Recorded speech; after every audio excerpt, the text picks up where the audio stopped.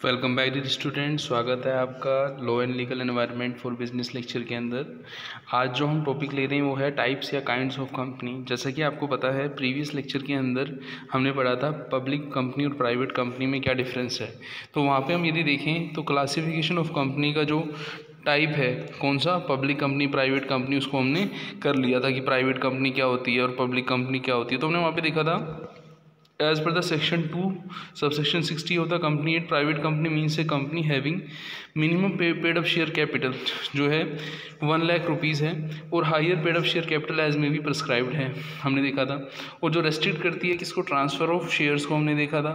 और जिसके minimum number of member 2 रहते हैं और यहाँ पे limit number of its member जो है आपकी 2 रहती है। और वो प्रोहिबिट करती है किसका, शेयर के ट्रांसफ़र का करती है। ऐसे हमने गवर्नमेंट कंपनी या पब्लिक कंपनी के बारे में पढ़ा था कि जो प्राइवेट कंपनी नहीं है, ठीक है ना, और इसकी जो मिनिमम शेयर कैपिटल है 5 लाख है और उससे ज़्यादा की है और इसमें शेयर ट्रांसफ़र नहीं होते, मिनिमम नंबर इसमें भी 2 हैं और मिनिमम नंबर इसमें 7 है 2 के प्लेस पे और नो मैक्सिमम मेंबरशिप की लिमिट है। और ये जो इनवाइट करती है पब्लिक को अपनी सिक्योरिटीज़ को किसके लिए, सब्सक्राइब करने के लिए। और जो पब्लिक कंपनी होती है वो अपने नाम के साथ लिमिटेड वर्ड यूज़ में लेती है, हम उसको क्या बोलते हैं, जैसे आपने सुना हो XYZ लिमिटेड, इस तरीके से लिमिटेड वर्ड यूज़ में लेती है। हमने और भी डिफरेंस के बेसिस पढ़े थे, उसके लिए आप प्रीवियस वीडियो में जा सकते हैं।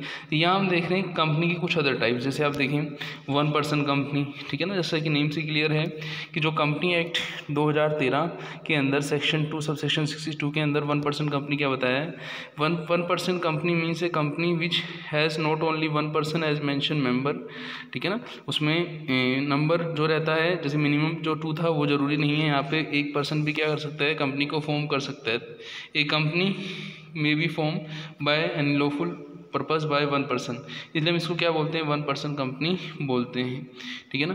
Where the company to be form is to be a 1 person company, that is to say a private company. In other word 1 person company is a kind of company. A 1 person company shall have a minimum of 1 director और 1 person company may be registered in a private company with a 1 member और 1 director वो registered हो सकती है। इसको short में हम OPC भी बोल सकते हैं।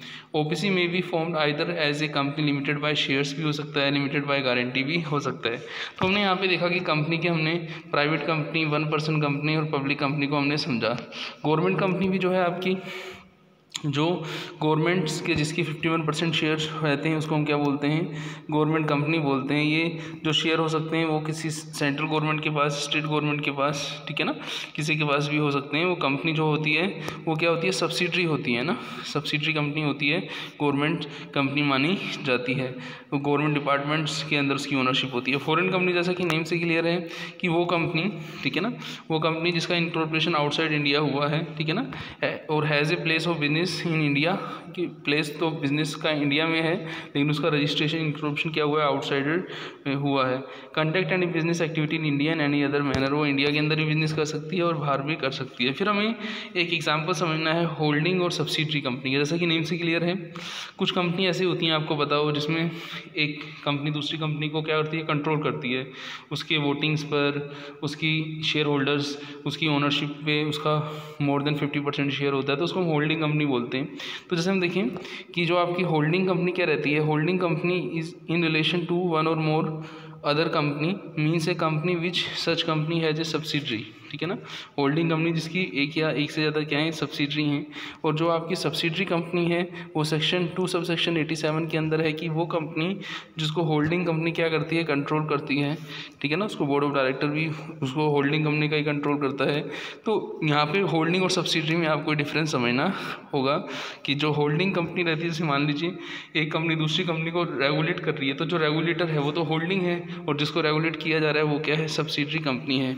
तो यहाँ पे हमने कंपनी के कुछ और टाइप भी समझने, जैसे हम देखें एसोसिएट कंपनी। एसोसिएट कंपनी का मतलब ये हुआ company which is associated with other company, other influences, ठीक है ना, इसको सब्सिडरी कंपनी भी हम बोलते हैं, ठीक है ना।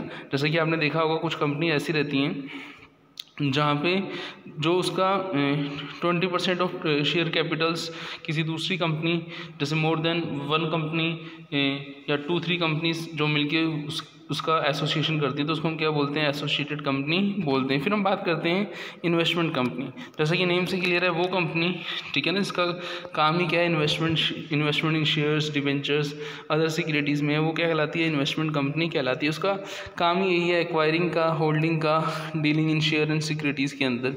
यहाँ पे इन्वेस्टमेंट का पर्पस जो हम ले रहे हैं वो हम मोस्टली शेयर्स और डिबेंचर्स सिक्योरिटीज़ के पर्पस से ही ले रहे हैं, तो उसको हम क्या बोलते हैं, बोलो, इन्वेस्टमेंट कंपनी। फिर हम बात करते हैं प्रोड्यूसर कंपनी। प्रोड्यूसर कंपनी को हम क्या बोलते हैं, वो कंपनी जो है जो प्रोडक्शन का काम कर रही है। जैसा कि आपने देखा होगा कि कुछ एग्रीकल्चर के कुछ प्रोडक्ट्स रहते हैं या हैवी मशीनरी वगैरह जो रहती हैं, जो एक कंपनी दूसरी कंपनी के लिए कुछ चीज़ें प्रोड्यूस करती है, तो उसको हम क्या बोलते हैं, प्रोड्यूसर कंपनी बोलते हैं। In the term of section 58(1) B subsection 1 of the company act 1956, the object of producer company registered under this act may be all of following matter: production, harvesting, procurement, grading, pooling, handling, marketing, selling, export of primary produce. तो इन सब में किसका role रहता है, producer company का रहता है। जैसे प्रिजर्व करना, डाइंग करना, इन सब चीज़ों के अंदर किसका रोल रहता है, आपका प्रोड्यूसर कंपनी का रहता है। मैन्युफैक्चरिंग करना, सप्लाई ऑफ मशीनरी या इक्विपमेंट करना, इसमें प्रोड्यूसर कंपनी का रोल रहता है। तो वो प्रोड्यूसर कंपनी इन एक्टिविटी में इंक्लूड होगी, ठीक है ना, जो भी दूसरी कंपनी को असिस्ट करती है कोई मैन्युफैक्चरिंग प्रोसेस के थ्रू, ठीक है ना, जनरेशन से, डिस्ट्रीब्यूशन ऑफ पावर हुआ, वाटर हुआ, अदर रिसोर्सेज जो भी उसको चाहिए, तो वो क्या कहलाती है, आपकी प्रोड्यूसर कंपनी कहलाती है। फिर आती है डोरमेंट कंपनी। जैसा कि नेम से क्लियर है, वो कंपनी जो किसी कारण से, ठीक है ना, किसी कारण से कुछ कंपनी क्या कर रही है, अपने प्रोसेस को क्या कर रखा है, उसने चेंज कर रखा है, रेगुलेट कर रखा है, ठीक है ना। The company act 2013 has recognise a new set of company called as a dormant company as per section 4551, where a company is formed और रजिस्टर्ड अंडर दिस एक्ट और a future project hold a assessed intellectual property, वो कहलाती है आपकी dormant company कहलाती है। हम यहाँ पे हमने डोरमेंट कंपनी को पढ़ा, हमने प्रोड्यूसर या इन्वेस्टमेंट और एसोसिएट कंपनी को पढ़ा, सब्सिडरी होल्डिंग कंपनी को पढ़ा, हमने फॉरेन कंपनी को, गवर्नमेंट कंपनी को, पब्लिक कंपनी को, 1% कंपनी को, प्राइवेट कंपनी को हमने पढ़ा।